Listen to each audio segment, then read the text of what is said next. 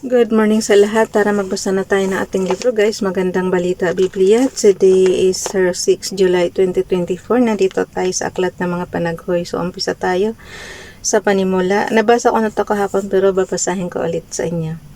Panimula, ang aklat ng mga panaghoy ay kalipunan ng 5 tula ng pananaghoy dahil sa pagkawasak ng Jerusalem noong 586 BC at ang ibinungang pagkakadalang bihag ng mga mamamayan sa Babylonia.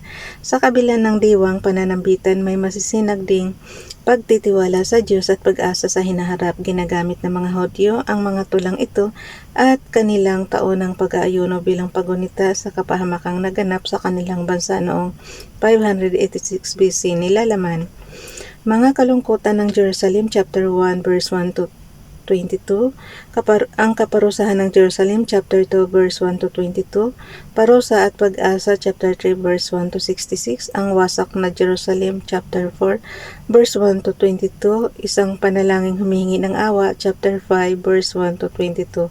So, ang natin guys, is hanggang chapter 5 lang yung panaghoy. Hindi katulad ng Jeremiah hanggang 52 chapters. Okay, dito na tayo sa ang mga panaghoy, chapter 1, ang pagdadalamhati ng Jerusalem. Pakisabayan ako ng basa guys para pareho tayo dito matuto. Ang pagdadalamhati ng Jerusalem. Mga panaghoy, chapter 1, verse 1, O anong lungkot ng lungsod na dating matao, siya na dating bantog sa buong mundo, ngayon tulad na ng isang balo. Siya na dating pangunahing lungsod, ngayon ay isa ng lingkod. Verse 2, buong kapaitan siyang umiiyak sa magdamag, ang mga matay laging luhaan. Lumayo na ang lahat at walang natira kahit isa upang umaliw sa kanya. Ang dati niyang mga kaibigan ngayon ay naging mga kaaway na. Verse 3, ang mga taga-Juda ay mabihag.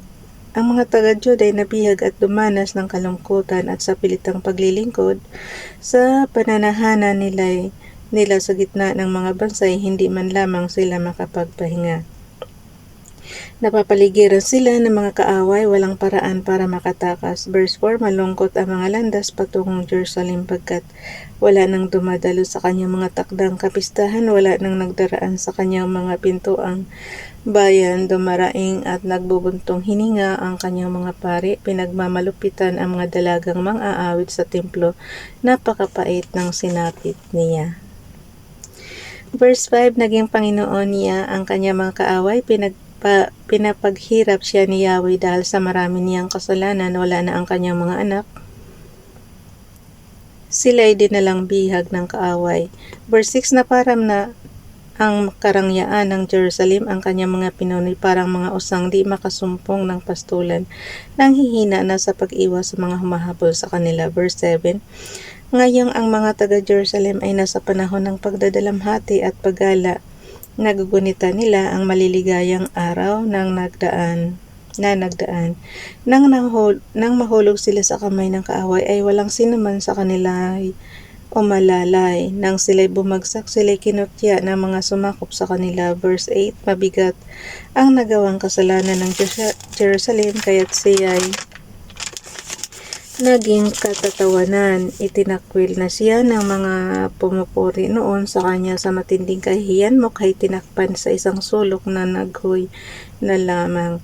Verse 9, ang kanyang karumhan ay di ba ikakaila, malagim ang kanyang pagbagsak at wala man lamang umaliw sa kanya. Nagtagumpay ang kanyang mga kaaway at siya ay dumulog kay Yahweh. Verse 10, sinamsam ng mga kaaway ang lahat niyang kayamanan, ang mga di dapat pumasok na mga taga-ibang bayan, ang banal na templo ay kanilang nilapasdangan.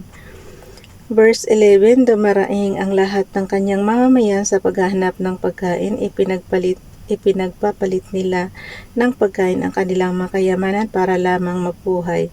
Yahweh, masdan po ninyo kami, mahabag ka sa aming kalagayan. Verse 12, wala ba kayong pakialam mga nagdaraan? Hirap na ganito'y inyo na bang naranasan? Ito'y parusa ni Yahweh dahil sa kanyang matinding puot.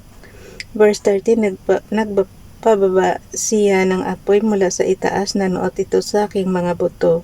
Sa nilagay na bitag, doon ako'y nahulog, isang matinding hirap sa aki pinalasap. Verse 14, inipon niya ang lahat kong pagkakasala at ito'y ipinapasan sa akin dahil sa bigat nito'y unti-unting nauubos ang aking lakas.